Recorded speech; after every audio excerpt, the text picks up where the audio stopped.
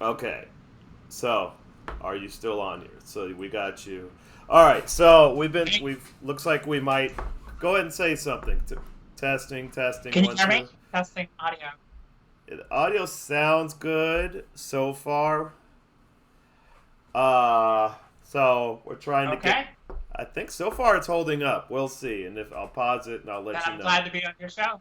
on my show. This is more like a video Hello. journal blog to me. I'm just putting my ideas out there, and but we haven't had, I'm just putting the ideas out there so that as I said in the last time, so that I have proof of my positions, and I can use it even as a sort of reference, like a Right. personal Keep note your taking. receipts. But I can show people, hey, I said that Ukraine was going to get their asses kicked before the war even started, for example.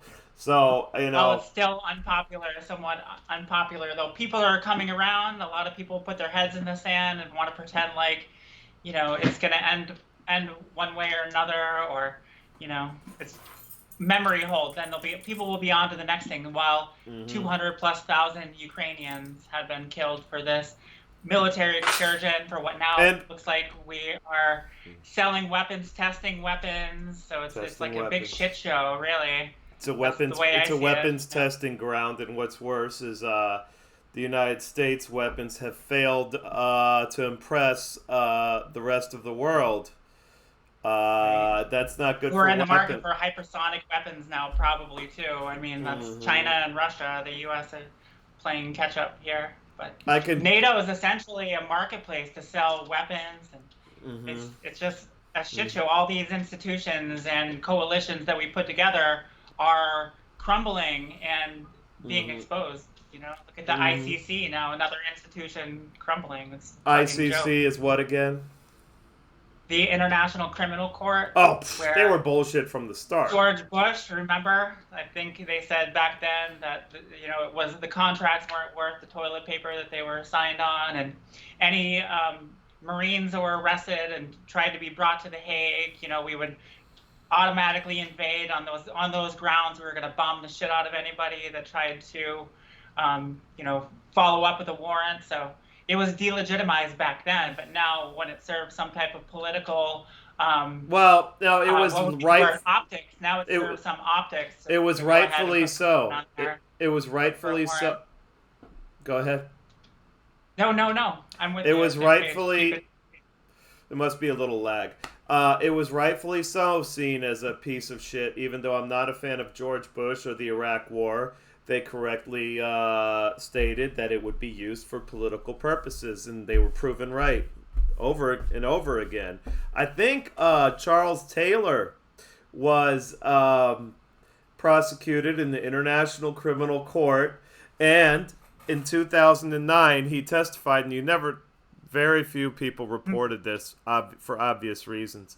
But he said publicly while on trial in 2009 that the United States uh, busted him out of jail in 1984 because he was going to be their guy in Liberia and hopefully take over Nigeria for them.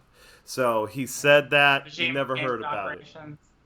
and that Yeah, was that's what the happens. I bet Milosevic wouldn't cooperate either during the yeah they did. Serbian, Yugoslavian wars, Bosnian He wars. didn't play the game. Hmm. He Yeah. didn't play the So it's game. selective, just like any institution that crumbles when it's selectively enforced. I mean, granted, the nation that can't maintain hegemony, they can't enforce things under the barrel of a gun or throwing their weight around. I mean, it's only a matter of time They thought before that they these. could.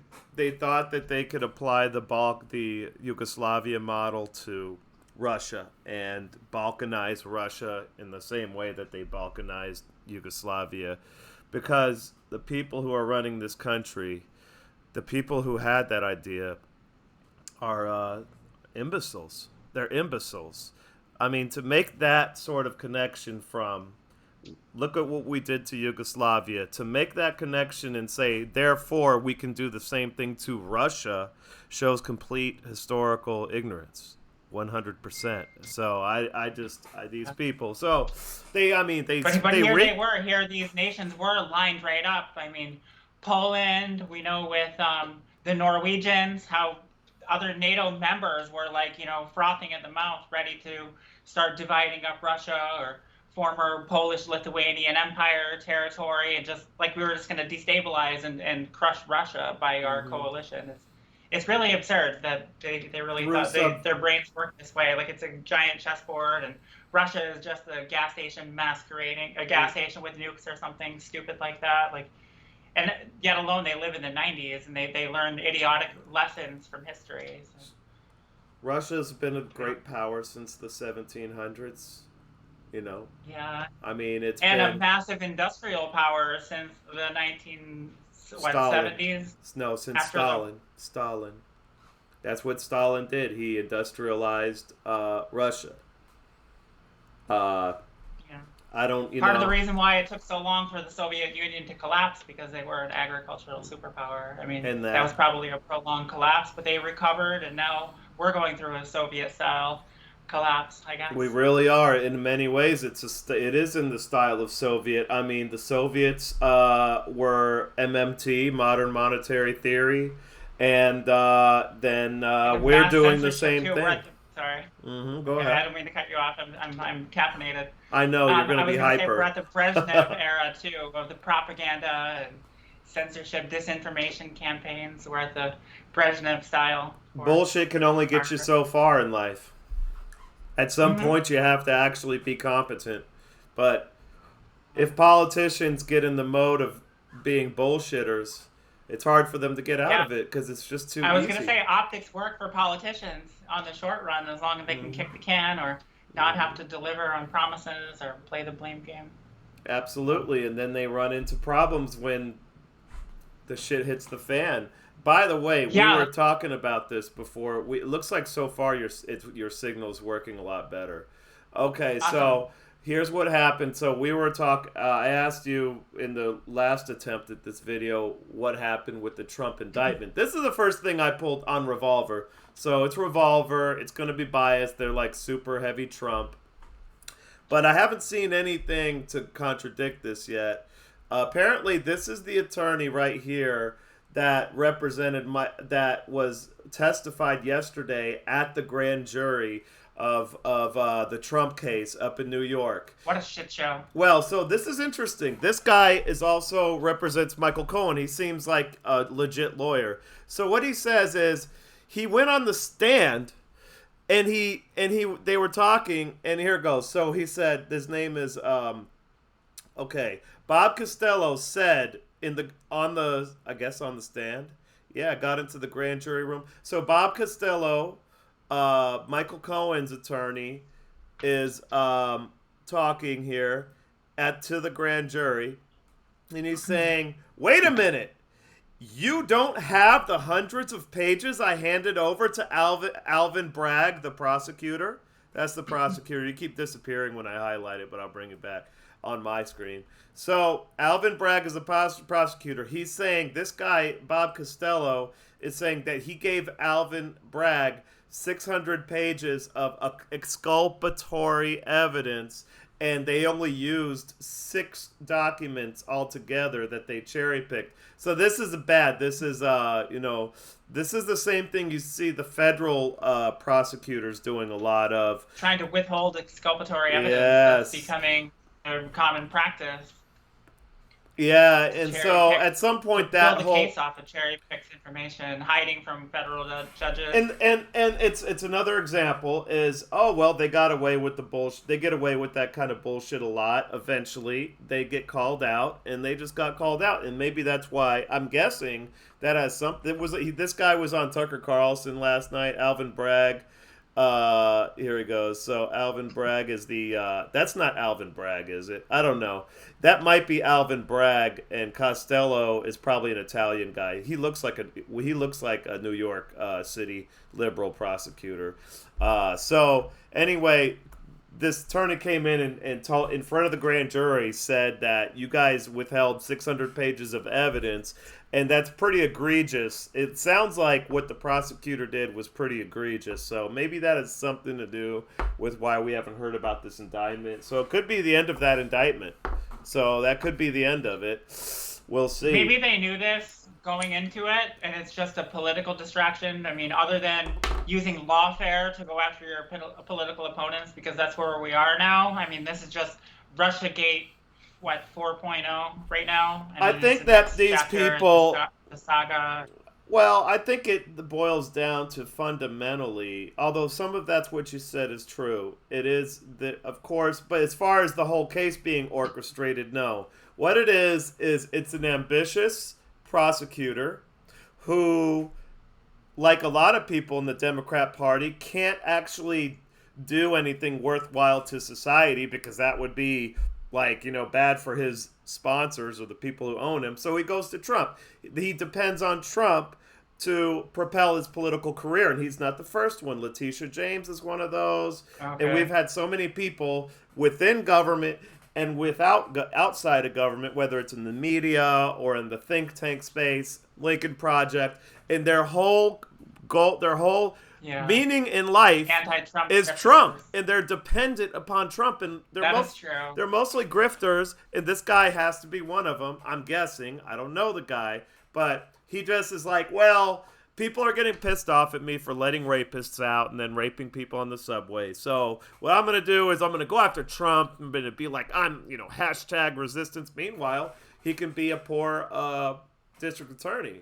And and then what that means for us is we got more fucking New Yorkers coming down here to Florida.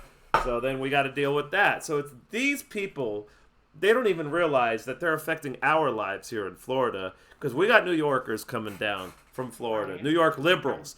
They're liberals. Bad policy. Yeah, so anyway, I just went on a little rant, but that's where. But what you say is true too. They are using it as a distraction. The media is using it as a distraction to, kind of protect the institutions because they're part of the institutions, right? They're saying on one hand the financial system is sound. There's nothing to worry about, and over here, look at we're going after this guy. So there's that sense of justice in the world. And, I can imagine. I can't wrap my head inside inflation, a mainstream media, CNN, Fox News watcher. What? Well, that's not. Yeah, I don't want to go down that rabbit hole. But basically, simplifying the problems. Like Biden will come out and say that everything is sound. The depositors are going to be backed up, and then supposedly they're not, and then it's just up to this limit. Then it's over the threshold, so it's like a form of gaslighting almost, where they keep you confused, and then if you quote somebody from the administration on one level, then they're saying no, that's not actually what they're doing, and it just shuts down the conversation. And I don't know. Are you seeing a lot of business as usual? Well, I mean, and also a lot of it, that's all true, but also, and I would add, the American, listen, it's going to sound harsh, but the American population has had probably about 90% of its functioning brain cells destroyed by mass media over the last several decades. So it's kind of hard to explain what's going on with the financial system, for example, to an average American television viewer on TV. They don't have the ability. They're not knowledgeable enough. They have no clue how money works. And the same thing with situations like Ukraine. With Ukraine, it's easy to say what they say, which is Putin did an unjustified invasion and nothing before February 24th matters at all. And that's because Americans don't value history. And so the media knows they're not going to make any ratings anyway if they were to start trying to explain history to Americans. Americans don't care about history. Right. They think they stand above history. So it just doesn't interest them. So just say some 4-year-old toddler I think people shit. Can start to get it though if you point out the things that aren't being covered, if you think about now, like this depleted uranium that Britain is sending into fucking Ukraine, into shelling the Donbass now, because these spoiled little brats can't win and they're going to lose eastern, Ukraine. The breakaway republics are now under protection of the Russian Federation. There's nothing that they can do about this. So now they're going to start to make the ground uninhabitable by bringing nuclear weapons into this. when we're the ones, we're of course we were always going to bring in dirty bombs. That's what we do. We project and we say, oh, Russia's got the fingers on the nukes, and Putin's a madman, he's unstable. They're going to cause World War III, and they're going to use nukes, and then we're the ones to start to escalate that. So escalate. You said it. That's what they're trying to. That's why they're yeah, doing it's mission creep, and that's why people are so desensitized Well, it's and not so mission. numb to it, because That's it's different from incremental, mission creep. Mission creep is something that's kind of involved. slowly, incrementally. That's That's something what I like take it when as. they're trapping yourself into a conflict, into a war. So what the mission creep really comes down to is the United States and England are trapping themselves and create just like we did in Vietnam. So, but the escalation, I wanted to point this out. What you just said is true. This is, I believe, the main reason Britain is doing this, because Britain wants Vladimir Putin to make a mistake. So this has been the whole war so far. It's been a very incremental escalation, and they want Vladimir Putin to do something stupid so they can start a real Do war. something brash, right? And they can start Right. a real war, and they can drag kids out of their apartments and send them to die. That's what they really want. These people are sociopaths. They don't care. It's really fucked up. Yeah, Because they don't like the way it's going, because Russia is just grinding away. It's a war of attrition, and when like you said, bringing children out, they're trying to find Putin guilty of war crimes. While NATO and the West and Ukraine are fucking bombing civilians over here, and it's just madness. But I feel like people, if they understand this and they can face it and see what's happening. I mean, for Christ's sakes, Hungary, Orban just came out and says, okay, Ukraine, you need to stop, terrorizing and abusing the rights of Hungarian Ukrainian citizens that are ethnic Hungarians. That's been a problem for a while. Yeah, like that's one of the conditions for him signing this ICC warrant, but he's getting information out there. Like these are shitty people that we're funding, and like we always do with our proxy groups that we prop up, they're usually our opposition groups. They're not to say they're always like ethnic, ethno-fascists or something, but there's always something there where they're very disturbed people. And like those are the ones that work well for us. We want to fund them, arm them, train them to carry out our. That's essentially what ISIS was. Were ethno-nationalists. In addition to being, Islamic extremists, they're also ethno-nationalists. They believe in a Arab-controlled, Arab-run caliphate, and they, of course, as we know now, we funded them and we helped. That's why they make a good them. boogeyman. They make a good ally when it's convenient. I mean, that's how this goes. That's who the U.S. government are in bed with. We aren't the fucking heroes in this world stage. The way things are playing out. As far as there's a couple things I wanted. I was on my mind while that you kind of jolted my mind here. One is I had to, right? When we talk about the British, they are among the most wicked empires and national states in the world, in world history. If we look at the amount of depraved shit and the amount of damage that they did throughout the world in the name of empire, maintaining and building empire. Perhaps they got, let's just start. Let's just go through this a little bit, because people really have to understand the British Empire. Just singling out the British for now. Because they are the single most nefarious empire that unfortunately still has some influence through its infiltration of U.S. diplomacy and U.S. elite circles, which starts. There's two things that happened. Up until about the Civil War, Russia allied with us, and Russia helped us, and they were one of our main allies during the North. The North's main ally was one of them. The most notable ally, I would say, because most of Europe just wanted to stay out of the Civil War. They were like, God damn, this is crazy. I'm not getting any, the people were already kind of worried about fucking with the United States. So But Russia, you know, officially allied with us and did some stuff with us, and then Britain supported the Confederacy. And what happened? So we had good relations with Russia. Then after that, after the Civil War, shortly after, I believe, we purchased Alaska from the Russians. Okay, and it was a great deal. And the Russians gave us a great deal because they liked us. And then in the late 1800s, a couple things happened. First, there were pogroms against Jewish people in Russia, and the American populations, you know, the evangelicals, and there were some Jews there in the United States, but they didn't come Okay. until a little later. But the pogroms really pissed off the voting base in the United States. So that was one strike. But, you know, that wasn't the only reason. Also, what you have is Britain starts to weasel their way into elitist circles in places like New York, and then they start the banking sector, the Rothschilds start coming in. You know, the Rothschilds had an advisor that was a big part of the Federal Reserve, and they sent a guy named Warlberg, and he was like one of the main architects of the Federal Reserve. A Rothschilds, like he wasn't in the Rothschilds, he was just he was a high-ranking, you know, banker in the Rothschilds banks. So the British infiltrated their way in, and so between that space of time, right after the Civil War, let's say 1870 until 1918, Audrey, close that door. Close that door for me. Right, the bathroom door. Close the door.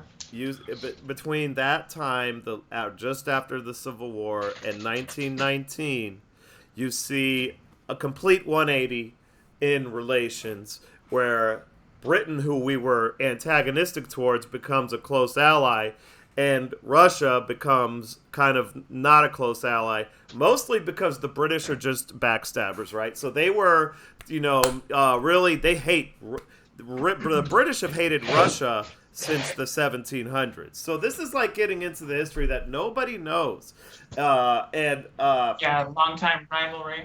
yeah, the all of our rivalry, in other words, what the point of the matter is, the United States naturally and organically had a very good relationship with Russia. The United States itself doesn't have from a realist point of view, any reason to be rivals with Russia. They have more of a reason to be rivals with maybe China. I don't even agree with that. Yeah, I mean, no one really. I don't see Economic rivals, right? these days. I don't think really there's a very good case for almost any nation to be a big rival with another nation, right? But you got India and Pakistan, North Korea, South Korea, United States, Russia, Iran, Saudi. Look, I mean, Iran when and we Saudi have our Arabia. bases, Go ahead. yeah, Go I ahead. know. Now China's brokering these peace deals now. You know, Also, this that's is a what I liked about Trump taking off from where Trump let off. right. I mean, So Iran.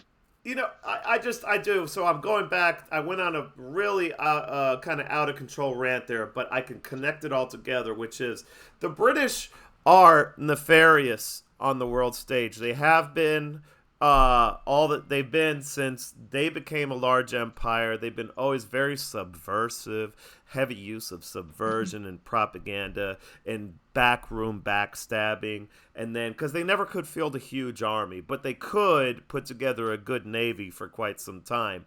So they were always able to hold their own militarily just because of their navy, but they used a lot of subversion, a lot of weaselly shit. So you can really, I feel firmly about this. That the British are literally the most destructive, nefarious, depraved empire geopolitically in the history of this world. Worse than the Mongols were pretty bad, but I don't know. Up there with the Mongols, let's just say. So that's my rant. that was an epic I'm one. trying not to go down any rabbit holes because I'm focused on the conversation at hand. But I think that's important for people to walk a understand. fine line. That's important for people to understand vis-a-vis Ukraine is just the nature of, you know, you see the British become really of their own volition rivals. Oh yeah. Uh, You see these coalitions getting together, like you said, they want to divide up Russia. They want the economic power. They want to start, dividing up the world to suit their needs. I mean, it's just the people who run the United States and Britain, stand to gain a lot from these things. They stand to gain considerably if, Russia was made, weak. They stand to gain a lot. They gained a lot in the 90s. And looky, most of Boris Yeltsin's, partners in crime went to London. And then some went to New York and Miami, but most went to London, So people after selling out their nation. Yeah, I mean, of course, because that's what human beings do, is sell each other out. But and you wanted to. Zelensky's going to be our neighbor here in Miami pretty shortly. Oh right? yeah. I don't know. Got his houses all across the world. He's in. I put down bets that he wouldn't make it through 2022, so I lost that bet, but I would put down double the money that he's not going to make it through 2023. The guy is in so far over his head. I don't know if he's going to make it. It's not going to be Putin killing him, obviously, or Putin doesn't care. Or it could be maybe somebody from the United States power structure, somebody in the CIA or something. But I think it's more likely going to be one of his own people, because that government, that regime, they're psychopaths. So, I don't know how he's going to make it out of there, but I'm sure the U.S. is slowly coming out of the shadows now. We have State Department officials and generals who are saying that, Ukraine they don't have the right to self-determination and their own sovereignty if we're not going to allow them to if we're not going to allow peace, if we're not going to accept any peace negotiations. So it's all on our terms. The U.S. is saying that, and guess who else doesn't? Guess who else doesn't? In Mexico doesn't have self-determination either. Canada doesn't have self-determination. They can't form a military alliance with whoever they want. Venezuela, we gave them a fucking big problem for getting oil from Iran, because I guess the Venezuelans needed oil for some reason, but because they couldn't pump their own oil out of the ground or something like that. So they were getting oil tankers from Iran. You remember that was during Trump. But yeah, Ukraine didn't. It should be in Russia's sphere of influence. And see, if you are in the sphere of influence of a country on the other side of the world, I wouldn't expect that to be a mutually beneficial thing. You'd rather be in the sphere of influence of the country that is adjacent to you. That way, your welfare directly impacts. So in the case of Ukraine, their welfare and the welfare of Ukraine directly impacts Russia's welfare, so that would be more mutually beneficial. Russia would manage the situation with an eye towards what's actually beneficial to Ukraine. With the United States having it in its sphere of influence, you're right. Then the what's good for Ukraine doesn't matter. And as we're doing, we're sacrificing the entire country. It's really one of the most depraved things I think I've seen in my lifetime. Even worse. Well, we create destabilization. As it's so awful, but it's so predictable too, and that's why we say people can't be supporting this. An interesting thing you reminded me of. I saw this on Glenn Greenwald. There was a senator, Senator Murphy. He was like a Democrat from Connecticut, and he was talking about how, unlike Venezuela, like where our attempted overthrow was not so. Where that was more subtle, unlike in Ukraine, how we actively participated in the demonstrations in 2014 against President Yanukovych that still had 2 years left. But he went over there with John McCain. So there's new information. This senator is outright saying it, talking about how we participated in regime change, out in the open and everything. Was that, where is that? Glenn Greenwald had that on his channel? Yeah, his name's Senator Murphy. There's a bunch of footage of him. He just said that in an interview with Glenn Greenwald, or did you see that? No, it shows actual footage from. Oh, really? C-SPAN. Wow. Yeah. Well, I remember, because I remember things a lot of people don't in terms of geopolitics, because I really pay attention. I've been paying attention since I was like 10 years old, honestly. So I remember at around that time. And I didn't know much about what was going on there. Although I did say at that time, I have to brag about this because people remember this. I said that's where, if World War III is ever going to happen, that's where it's going to start, Ukraine. I said that. But anyway, I remember hearing on the news back then when I used to look at Google News Aggregator. I'm embarrassed to say that, and they would say, "Oh, McCain's in Ukraine," or Lindsey Graham's in Ukraine. They used to talk, "Oh, this guy went to Ukraine," and I'm like, "Oh, I see." Even back then, I knew. I was like, "Oh, I see. They're going to Ukraine all the time. Ugh, it can't be good." You know, pushing it with those NATO boundaries. Mm-hmm. They just couldn't. Oh my God! Why did they have to keep escalating this right on Russia's border, becoming more and more hostile, trying to ethnically cleanse the entire. It's so fucked up. It's so. Because people are so. I mean, one thing history will teach you is that people are fucking sociopaths. People are psychos, and they do psycho shit. And the more power they get, the more psycho they get, and it's really, that's just one truism, one axiomatic truism of history. We are lied to so much. We are lied to so much. I mean, if you tell people, you can show the quality of life in Crimea before and after, Russia annexed that. They didn't have any water before, and even and while that's what we're seeing. That's what we're seeing in the Donbass regions, and Mariupol. Putin coming through, and everybody gets under reconstruction. Residents, they get a new house. They were putting amusement parks in, and everybody gets public health care. They're enjoying a lot of benefits. You know what? Right you just got me. And it's not like they just chased everybody away, because in the West, what are they even saying about it? They're giving Russians these houses, or they chased away all the. They're not talking real about Ukrainians. They're not even talking. They're not talking. They won't even talk about, especially Mariupol, because that was a really bad PR all around, and so they don't even want. I haven't seen anything, although I don't really look at the. I used to look at Reuters once in a while, but since the war started, I can't stand it because Reuters got so. Reuters always was, bullshit, but they just got so bad once that war started. It's a British news agency, obviously. Right.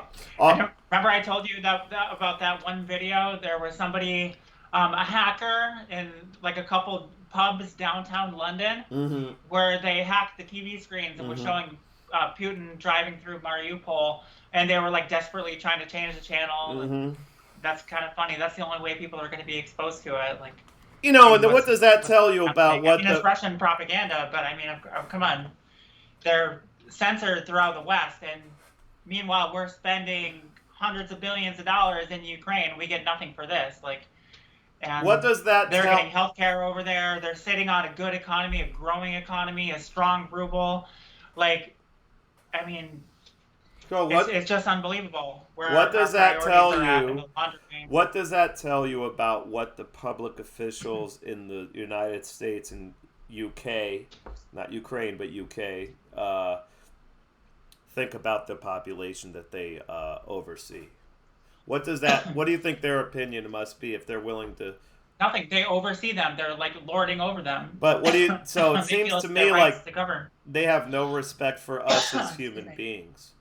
It seems to me they have no respect for us as human beings, is what it seems to me like. That's the point I'm trying to make. We have no influence and leverage over them. They're not accountable to us at all. Yeah, and we're not the ones who have the power to blackmail them and to coerce them and to force their hand or to grease their pockets, So we have no influence. They don't represent us. Since they have we're fooled by a dumb scam. Since they have no respect for us, this is what I've been trying to get across to people lately is if they have absolutely no respect for us as human beings, which they obviously don't, otherwise they wouldn't disrespect us like this with these the story, the Gilligan's Island, the 6 man on a boat that blew up the Nord Stream pipeline story. I mean, the Andromeda. It's downright insulting. Okay, to push that sort of shit cover story out to the population. So what my point is then is that's what I mean. It's like a form of abuse. So, it's like some type of gaslighting where they know that they just know people will digest it and be uncomfortable digesting it. And there's something with the process where you just reaffirm that belief to the absurdity, to authority, whatever they tell you. Because you're You know, codependent. you have to reconcile with Because that. That's some part they're of abusing you. tendency. And they're codependent.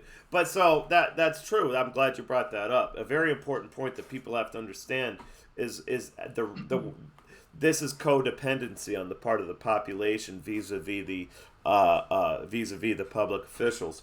But I would add that given that they don't respect us, and they obviously don't respect Ukrainians. I mean, they're taking them out of their houses and throwing them into Bakhmut. They're taking kids out of their houses. This is the United Yeah. States. The United States is involved with This is this. happening. People don't see these videos of residents collapsing on the ground. They would rather just, die right there or be hauled off to jail. They know they're being separated from their They families. wouldn't be able to go do the that to front me. lines I'd go out. I'd go out in a blaze of for glory. American optics. I would go out in a blaze of glory on that one. I'm just being real.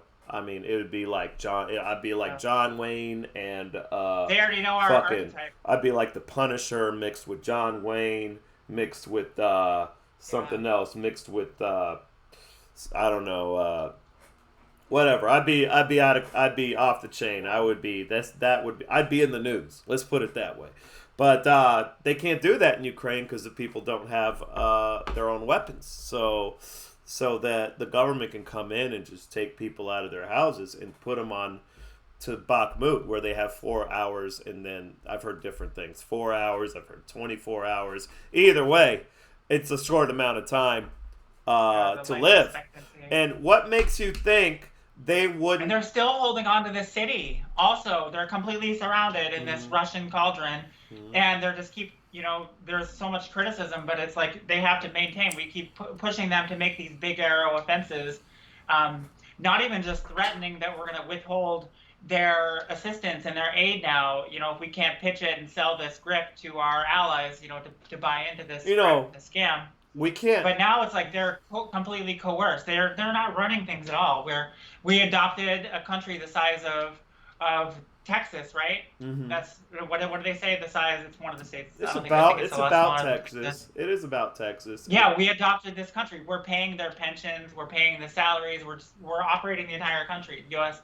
taxpayer money. But could we really threaten to stop paying them now?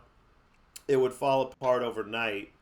And that would be extremely bad optics for the United States. They couldn't suddenly withhold that. I mean, the United States. This is what we were talking about earlier. This goes back to.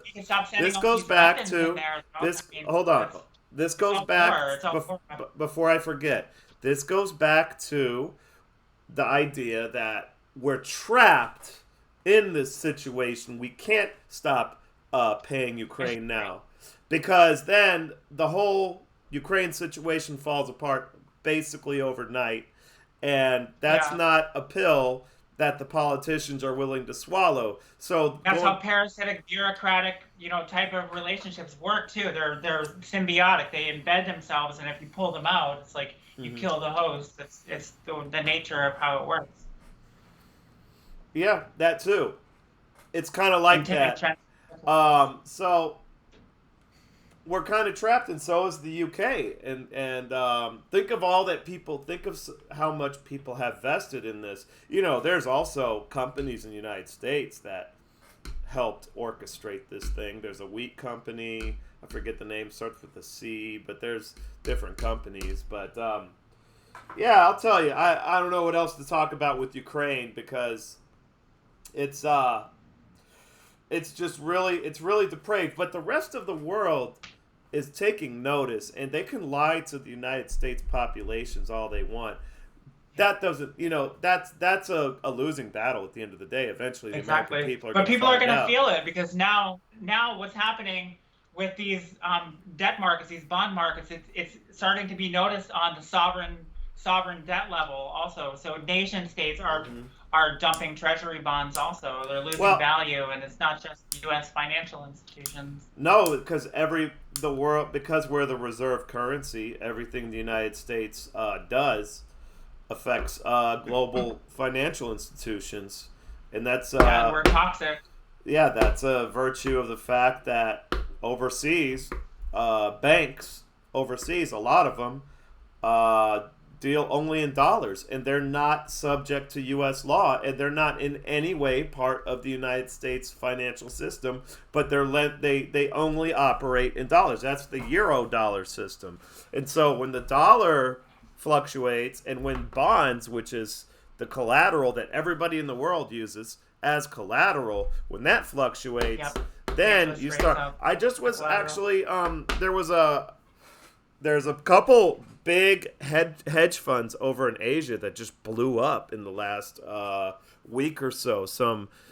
There was one hedge fund that made it through the Asian financial crisis. It's been around since 1997, and they just shut down, I guess, a couple days ago because I think I told you in a couple conversations we had, the bond market is just too volatile. So the price of bonds here, I'll put it on the screen here.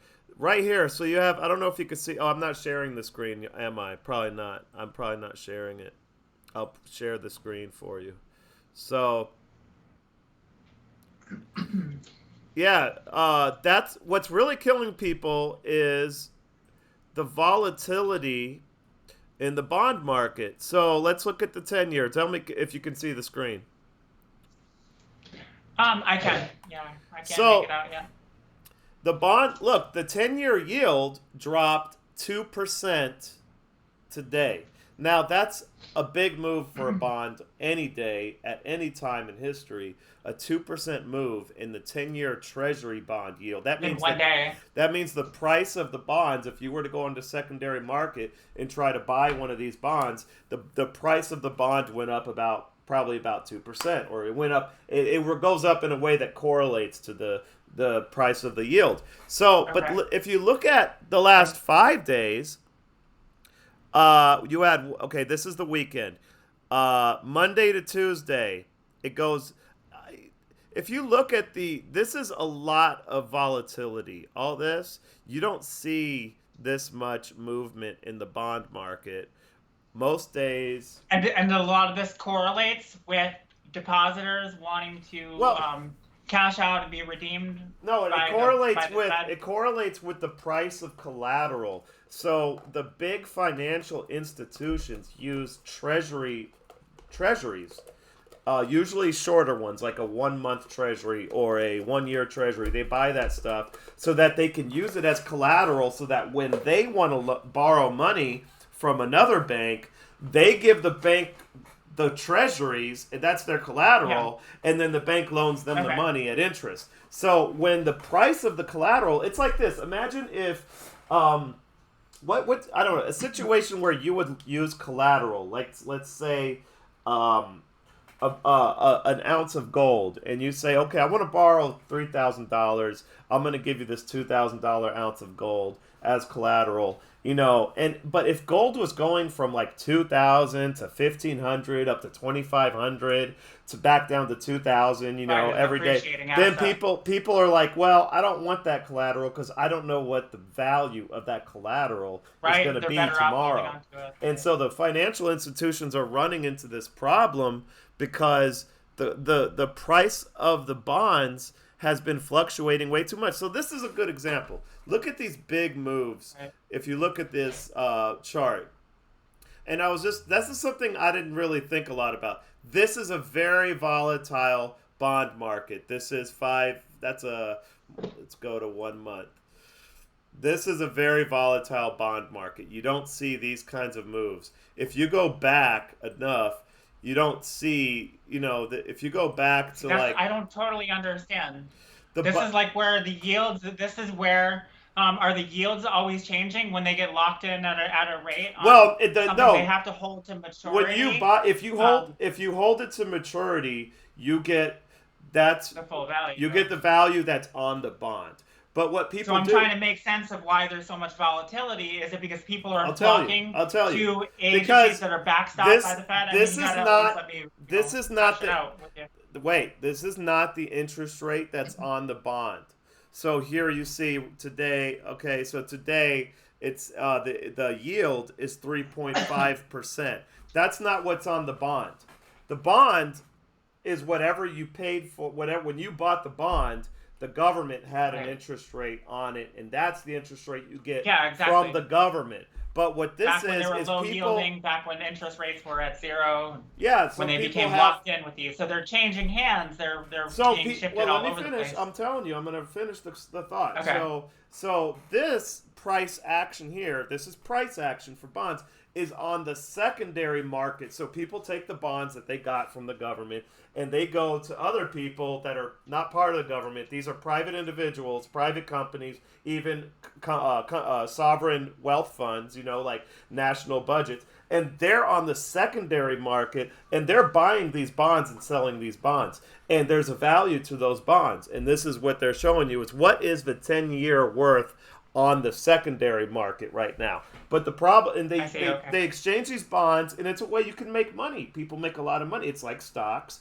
but Oh, sure. There's a spread, right? Yeah. yeah, it's like stocks, and they have all sorts of derivatives, like sort of options and futures there's all sorts of stuff going on in the bond market. But the fundamental thing is this is the price of the bond, the 10-year at any given time. What people will pay on the street, let's say on the street. So Yeah, this is what spot people prices. on the street are doing. So people take these bonds because they're considered the safest form of an asset because everybody thinks that the U.S. government is never going to default, which is possible. I mean, that may be right on that. So they say, oh, give me treasuries because I know treasuries are usually a very stable price and usually and definitely the U.S. government is never going to default on this 10-year treasury. If I hold this 10-year treasury to maturity, I'm going to get the money. It may not be worth much because of inflation, right? But I'm going to get the money. I'm going to get some money. So, Right. It's a safe place to park your assets. yeah. So Sort the of thing. banks love it. They shuffle it around. They're like, hey, I need to borrow. Hey, J.P. Morgan, this is Bank of America. I need to borrow $10 million overnight. I'll give you these $5 million Yeah. in treasuries. Okay, here's the And five they're million. over leveraged, of course. So So what? Yeah. So what? Because they have to do that a lot. But when the value of those treasuries starts fluctuating too much on the secondary market, well, J.P. Morgan's going to be like, I don't know if I want those treasuries, or you're going to have to give me more or something because I don't know what the price of those, what the value of those are going to be in the future because with the rising interest rates, with of course. with the rising interest rates and also the volatility, it's not necessarily rising. Yeah, well, the money supply too. The Fed's balance sheet has a lot to do with that. Well, that's because they buy a lot of the bonds. That's when they're doing quantitative easing, they're kind of basically creating money and they're buying a lot of bonds off the market. So then the demand for the bonds is going And the up. price goes up also. The supply is going down, demand is going up. So that's how they control interest. I don't. It'd be like too much to get into a whole class of that. But what Yeah, I we was, know about the whole trilateral trade too, between the Treasury Department, the Fed, and I don't even know much big about that. mega banks. Oh, between all the money switching hands right now, especially right now. To artificially so prop up the bond market. so this volatility, I've been watching this like a hawk, and usually on a normal day, a treasury yield is going to go up or down like less than 0.1% or like 0.1%, like But not 2%. not 2%. And we have it's not. I mean, that's the 10-year. Here today, the 5-year. Oh, I can't see it now. I don't know. I got some advertisement. Get out of here, Google. So today the 5-year went down 4%. That's a lot. Like 5%, 4% moves in a normal market, a bond market, are almost unheard of. I mean, they happen like once a month or once every 2 months, not like every day. This has been every day. And so there's these hedge funds overseas, they're blowing up because they don't know how much their collateral's worth anymore, so they can't get money from anybody. So they're like, "Yo, I want to borrow money from this Bank of China or whatever." And Bank of China's like, "Nah, man, those bonds that you have, I don't really want them because they could be worth significantly less tomorrow. So I'm not going to touch them." So there's like things are freezing up over there. So there's like 2 or 3 hedge funds over in Asia, Hong Kong, stuff like that, they blew up, kind of Right. like a Lehman. And Or also something. with like Saudi Arabia and China not helping bail out these institutions, they'd rather lose on their investment than try to prop them up You anymore. know, I don't know as much about the how China managed their property because they had a really bad property bubble, and Right.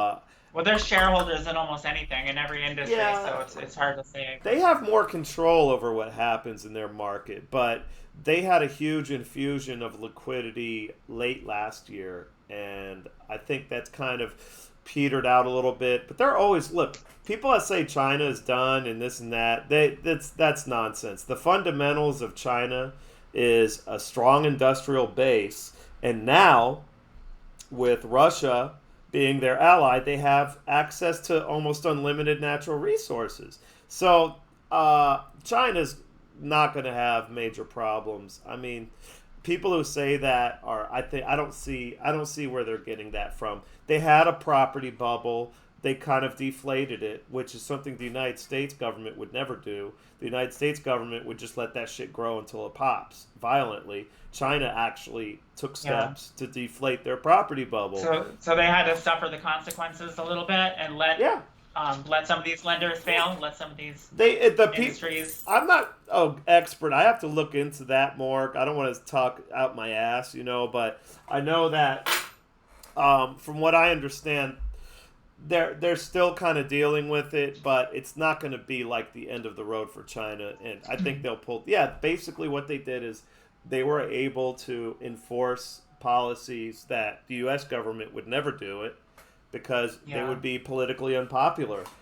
And they were. I just like how they're using diplomacy right now, rather Mm-hmm, than war. They're bringing about a lot of investments in Africa with their mm-hmm, Belt and Roads Initiative, which I was spooked out for a while. I thought that was more of a military prowess and imperialistic, but mm. you know, That's how they tried to make it seem. I mean, that's how the yeah, media tried to make it seem. I gotta put. just everything the West, the collective West are doing, and the more that I understand, it, I just don't know if our leaders can slow their roll and try to engage in diplomacy. They couldn't stand it when Trump would broker these peace deals, and he crossed the DMZ to negotiate with Kim Jong Un and North Korea, and the Abraham Accords. It just seems like more and more steps towards diplomacy. Like that's the way to go. But the neocons, the neoliberals don't want this. Well, you're seeing They want people all living in fear and you know just like this Orwellian nightmare, like constantly at war with with Eurasia, with these emerging superpowers and villains. The League of what are they? The Legion of Doom or something now. That's people have a brain. Their conception of the world is like Marvel movies and shit. So they just Yes. see cartoon villains and they believe whatever narrative. So And I think a lot of Americans feel superior. They have this superiority complex, like we think that we are the best, and that other nations are glad to have us overthrow their countries, steal their natural resources, set up bases on, take their oil and just make them our no, subservience. they don't. A lot of people like that system in the Um, U.S. what happened is everybody was afraid of the United States pretty much until Russia invaded Ukraine. All of these other countries in Africa, in the Middle East, have You have been the global waiting South, for Latin somebody. America. Hold on, they've been waiting for somebody, some other country to challenge the United States. And Russia was the one to do it. Maybe some of them were thinking it was going to be China eventually. But either way, the way I see it, as soon as Russia asserted itself, you saw a lot of attitudes change to being more favorable to Russia, starting in Africa, then China, then India. I mean, not really in any order. It was really the first big surprise was India, and India would not engage with Join in on the the sanctions. Western things, and then India said, "Fuck you," and then China came in. I don't know if it was. I think India was really the one that was the first one. Yeah. Maybe China. And now you see all the African countries. Remember, 6 months ago, the Haitians were waving Russian flags in Port-au-Prince because they're like literally crying for help. The Haitians are like waving the Russian flag and like, please, Russia, save us too. Right. Invade us. American humanitarianism from the Americans and their neoliberalism. Yeah. You know, we roll in, we invade, we steal all their gold, we make them pay back reparations to the French, and then we take over their industry. We keep them poor, we exploit them. That's what we every did to chance Haiti, that we get. Mm-hmm. Yeah, no, it's fucking awful. So, but we need somebody to challenge. At least Russia did challenge it. At least a multipolar world. So we already have it. It's already there. We already have it. Yesterday will go down. Yesterday will go down in history. I mean, when Xi Jinping just visited Moscow, that's going down in history as a key moment in the transition to a multipolar world. That is going to go down. That was a big deal. And that's why, like going back to what you were talking about earlier with distractions, again, bring up the Trump story, bring up whatever we can. They'll even allow the banking story to go. The media has actually been feeding that a little bit. They'll even allow that to go rather than deal with, Russia, or rather than deal with United States waning diplomatic, how bad Biden is, because that's where the media has been the most egregious, is with Ukraine and with the Ukraine issue and with trying to cover for Biden. So they don't want to go there at all. So they'd rather talk about Trump or even banks. They'll even talk about banks. I mean, they didn't not talk about banks. Bloomberg.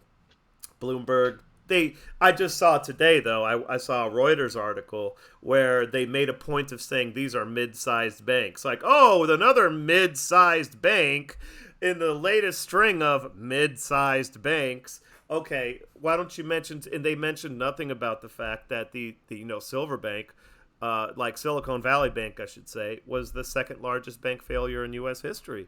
And they didn't want to mention that. Yeah. Oh, they're trying to diminutize it. Yeah. Okay, so I saw that. I saw that article today from Reuters. So they are trying to cover to some extent, but depending on. And they are creating an inrush also of traffic liquidity towards these larger firms, these bigger mega banks, also for safety and security. Guess who sponsors them? The media. Media, there you go. You're telling me you haven't seen a J.P. Morgan Chase commercial on, or Schwab or Merrill Lynch or one of these. Investment. I don't know, like if Merrill Lynch is still around, but yeah, they literally have commercials all throughout prime time. So but that's a good point. I'm saying at a time when we should be supporting our local community banks, also. Yeah, that's why I don't fully understand the moral hazard, how certain banks are going to be bailed, certain depositors from the banks are going to be bailed out based on the FDIC insurance, if they're going to be backstopped by the Fed or not, if they were insolvent, if these banks were insolvent. So now is there incentive for other banks to come out and claim that they're upside down with a lot of these government mortgage-backed securities and treasury bonds? And what was also egregious, and I agree with that, I've been thinking the same thing, like, are we going to start seeing people now see an opportunity to grift and, make some money? Oh, I need help, government. Let me use that secure overnight lending facility and that discount window and all that. I'd love to get my hands on that discount window. There's that. And what was particularly egregious, you may not have heard of this, but this is pretty simple to understand, is that with the Credit Suisse and UBS bought Credit Suisse, and there was a deal. Right, that's the Bank of Switzerland, right? They nationalized the bank. Bank of Switzerland. No, Bank of Switzerland did some stuff, but I think they were there. They were right. They were kind of like helping the deal along. But I think it was UBS, the big one. I think we used to have a UBS building here in the town I live in. UBS bought, I think, Credit Suisse, but there was this weird thing that happened. So they said, "Oh, if you're a certain type of bond holder, if you're of that bank, you bought a bond from from Credit Suisse, a certain type of bond, you guys are not getting your money back." And people were like, "Wait," Right. and then they turned around and said, "But stockholders, they're going to get half of their money back." And so this flies in the face. What This did is that do? I heard about this a little bit. What Yeah, is? this is the opposite of how it works all throughout the world. In the case of a bankruptcy or a situation where they have to basically do some sort of liquidation, it's always the bondholders who get paid first. That's why bonds are considered the less risky asset than stocks. Okay. Because in the case of Yeah. a default, always all the bonds get paid off before any of the stockholders get paid off. Well, for some reason, they decided to give the stockholders some money, and not all bondholders, but a holder of a certain type of bond, they didn't get any money. And so that makes me think Right. there's During the merger, right? yeah, From yeah, coming over from and the old bank. and that was Yeah. crafted by the Swiss National Bank or ECB or somebody, and so that's like seems to me like a nepotism. I don't know if nepotism is the right word, like a favoritism thing, where maybe somebody very influential had a lot of stock, and they said, okay, we're gonna have to help Klaus Schwab because he has a lot of stock, right? So I mean, it is Credit Suisse, so maybe Klaus Schwab is like, I want my stock, and so they said, "Oh, we're gonna have to Right. They fuck over, betted the yeah, system we're to gonna have to fuck accommodate. over the bondholders now and get so that Right. Klaus Schwab gets off our back." And that's like kind of my theory about it. But that happened. That happened the other day. So and with Silicon Valley Bank too. A lot of these people were incredibly influential in that were depositors at Silicon Valley Bank, and so yeah, because the guy from Oklahoma in the Senate last week asked Janet Yellen, "Does this mean that Yes. my community bank in Oklahoma, all the depositors are covered?" And Janet Yellen had to say no. And then he said, "Why did you choose to cover all of the depositors at Silicon Valley Bank?" And Janet Yellen said, "Oh, we just decided that they were systemically important." And so it was, oh, a super majority. You know how she talks. I hate the way she Mhm. talks. A Yeah. So super it's basically majority, arbitrary. a super majority decided that Silicon Valley Bank was systemically important. Now, Same thing with Signature Bank too, and there were politicians that were shareholders, like uh, Barney Frank for one. He had I large heard shares about of that. Signature Bank. You heard about that too? And if it's Silicon Valley Bank, you have to think it's probably some CIA or intel agency related companies that had money parked Yeah, with these tech in companies, Silicon Valley Bank. I can almost guarantee big you tech. that the CIA, it doesn't have to be any of these intelligence agencies, had money parked in Silicon Valley Bank. It probably maybe there was a huge slush fund there. I wouldn't be surprised if there was a huge, Right? like, covert Like you know how they like the slush money fund. in FTX and a lot of these little hedge funds. That's what they are, money laundering operations. So that was my theory about Silicon Valley Bank. One of them was that, besides the fact that the people that had deposits there were politically, Mark Cuban, for example, Right. politically influential, but the other that probably the CIA had a front company or a slush fund or something there. But also, when they start making money, also, and these tech industries, these startup companies, were so easy to start generating these gigantic valuations and market caps, and just keep relying off paying their employees equity, and Yeah. as like it was going to go on forever, like just It these was a money making Ponzi schemes scheme. in these industries. Yeah, Yeah, so they're all there's a lot of Ponzi that there. schemes. People have these money, they're not gonna let go of this. The whole Also, idea is the banks are over leveraged. There's no reserve requirements. They can, I think they're insured for up to like $100 million, but there's like so many assets they're managing in the tens or hundreds no, of two billions. hundred and Like fifty something's thousand fucked up with dollars. that. FDIC is only Two hundred $250,000. fifty thousand. Yeah, so that's only going to cover. Yeah, and a lot of them, like you're right. I'm just trying to correct you. You said they're only insured a million. No, No, they were only no. insured.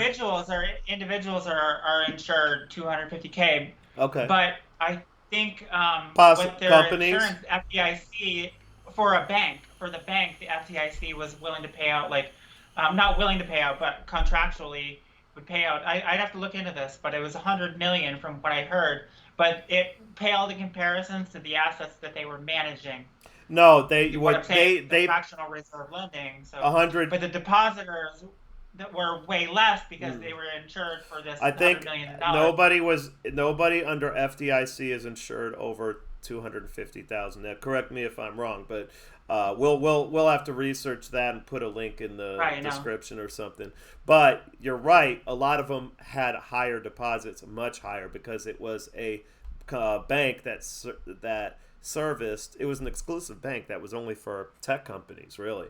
But so a lot of them had $100 million. I don't know about $100 million. I know Peter Thiel said he had 18 million in there, and he took his money out, and he was smart for doing so. But he kind of added to the bank panic by saying that he's taking his money out. Now there's argument for and against doing that. The bank run here. But at the same time, if you knew that something bad was going to happen to a bank and you didn't tell people to take their money out, you would also be. It's like a damned if you do, damned if you don't situation. Responsibility. Yeah, I mean, you'd be an asshole for not telling him. I'd be like, if I was, Peter Thiel's bro, and he didn't tell me that he was taking his money out, I would be like, bro, bruh, I'd be pissed. So it still seems like these banks were irresponsible though, because they could have juggled their long-term yields, what they had to hold to maturity with what they had, if they had to pull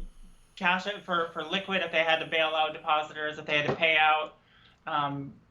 It just seems like they weren't prepared for the long haul this. They obviously knew that inflation rates were going to rise.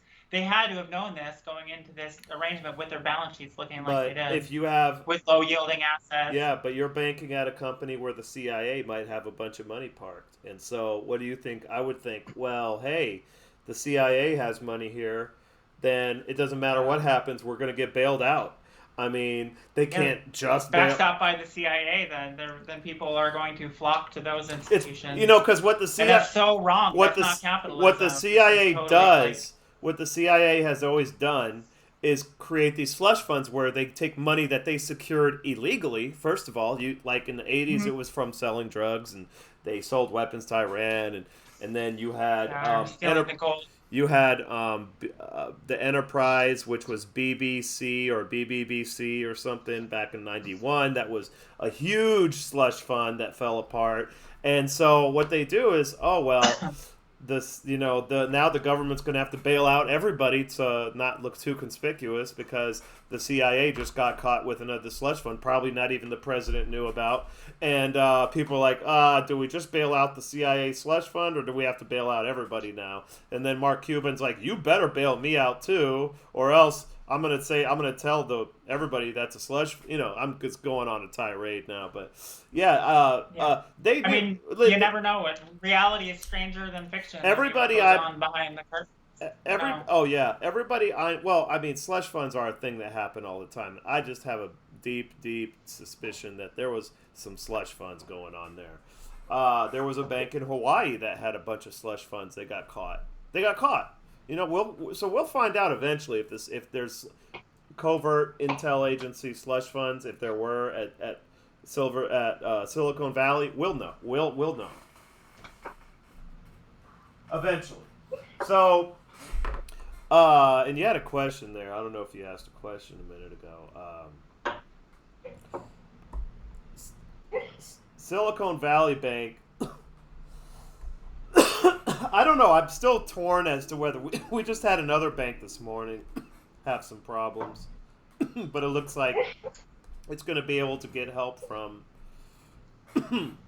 one of the bigger banks. Are they mostly interest rate problems where they're underwater with their yields from interest rates? Is that what's happening? Yeah, that goes back to what we were talking about. That's what we were going back. I was going back to a minute ago when I was talking to you about the volatility of the bonds, and because those bonds were low interest, they had the interest rate on the bond itself, the coupon, is very low. So now, because interest rates are so much higher, nobody wants those low interest bonds anymore, right? So those low interest, like if Silicon Valley Bank came up to you and said, "Hey, I got these 1% mortgage-backed securities. You want them?" And I'll be like, "No, I'm gonna go buy the mortgage-backed securities right now. They're on the market for 4 or 5%." from So Ginnie Mae and Fannie. so people will take them, but they're gonna demand a lower price. So I'll be like, "Okay, Silicon Valley Bank, I'll take your 1% MBS, but I'm only paying 70 cents on a dollar for each bond. So I'm going to give you 70% of the actual value of the bond." So then, that's the bank, open market. That's how the money markets would settle this. That's how the bond but market. Instead, they get bailed out for 100%, 100 cents on the dollar. Yeah, they got bailed out by the Fed took all of those bonds that nobody would take for much less than what they're valued at. And the Fed, they're going to tell you it's temporary. It's not a bailout because it's a temporary. It's always thing, temporary. It's a trade. Who's going to buy? Right? And they still have on their balance sheet. They still have from 2008. Well, those are 10. Those are bonds. 10-year. Those are 10-year or so mortgage-backed securities. So the Fed's going to have to hold those to maturity. They're going to have those bonds that they just took off of SVB. They're going to have those bonds on their balance sheet for another 10 years. Those aren't coming off their balance sheet. No one wants them. No one's going to want them. And if the Fed sells them, they'd take a huge loss. So then they're going to sit on their balance sheet. Those aren't going anywhere. But that's a small portion of the total balance sheet, obviously. So, but they put $300 billion of bonds on their balance sheet in 1 week. I mean, pretty startling. And didn't you say they eliminated 4 weeks worth of quantitative tightening in 4 months? 4 months. In 1 week. In 1 week, and I think let's see if total assets came out yet. I'm gonna pull up the chart really quick. I'm starting to get kind of hungry, so probably cut off. I'm gonna have to get going in a minute too. Audrey was saying. Well, then we'll end it with this. I told her 5 minutes. Well, oh, really? Okay. 5 minutes when? 5 minutes ago? 2 minutes ago. Okay, so let's see if they added any more. You have to zoom in. So this is what they've been doing since this is June of 2022, and they've just been going down. This is pretty much when quantitative tightening started anyway. I believe. And see, they've been letting these bonds that are on their balance sheet that they bought, in 2020 mostly. They're letting these bonds roll off their balance sheet, right? They're just maturing. These bonds are mostly maturing. They're not actually selling these. They're letting these bonds mature. And then look, last week, that's 1 week, they went up from 8.3 billion up to 8.6 billion. Roundabouts, just under 300,000 is what they did in 1 week. That's 1 week. See, so they went down all this. Now that's about right here. If we were to try and draw a line this way, it goes back to November. So we're at the same level now we were at November. So all of this has been canceled out by that 1 week, pretty much. So all the way to about here actually was canceled out. So. Yeah, so that'll be something for us to. We'll see what happens the next time we talk. I'm thinking things are going to start quieting down for now, but I think this is kind of like the opening salvo in what's going to end up being a persistent problem. And the Fed today said they're pausing. Actually, did you hear about that? No, what did Powell say? He's pausing. They're pausing. This is the last rate. This is going to be the last rate hike. He said. And we're going to pause at 5%. So they're going to pause. We'll see. They call it a pause as if they can, do anything with inflation, as if they can determine one way or another. I think that inflation is already looking to be pretty stubborn. I mean, it's already looking to be kind of stubborn. And I've said from the beginning, it's not going below 4%. But if I'm proven wrong, I'll be happy about that. But I just don't see it going under 4 ever in the near future. So they hold the rates at 5. You still don't have real. I don't know. Obama said it could never go under 8%, right? Isn't that what he said? And then Trump probably done for. But that was only. I mean, I also heard that Trump was No, not allowing Powell to raise interest rates. He wanted to keep them down. Obama, as well, so. Trump was terrible with monetary policy. It's one of his weakest. That's points. one area I don't give him credit. I don't give him much credit for. I liked his foreign policy pretty much, and that's and not all of it. I didn't like Yemen. I didn't like Syria. He tried with Syria, but at the same time, he's kind of an asshole with Syria too. And then Yemen, he was terrible, and he helped foster this. He was cynical when it came to Syria. He was very cynical. And he was like, cynical. yeah, it's like he the kind military of industrial complex. They're stealing the oil. That's what we're doing there. He aggravated Ukraine also a lot. He did a lot to aggravate Ukraine. So even though I don't know, well, whoever's president in 2024 is going to reside over a recession. I don't. Who would want it? Who would want it? I don't know. But that's on that note.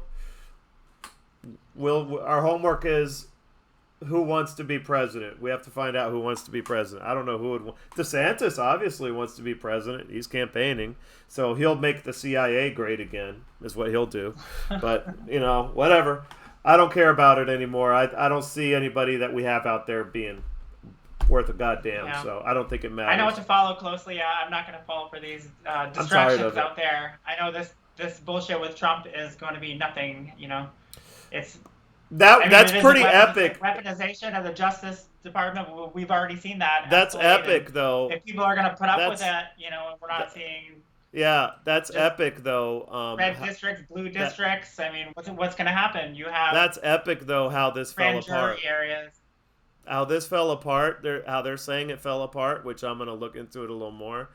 It's pretty. That's pretty epic if this is accurate. Right. Withholding exculpatory evidence. And the guy called him out in court. By the prosecution. He called the prosecutor out in front of the grand jury, which is great. So anyway, all right, that was a good conversation. I will put it on as soon as possible. It should be on relatively quickly because I'm using the Ethernet cable. So you should see it on YouTube, and I can. I'm wearing one of the War is a Racket shirts. Also, I could put it.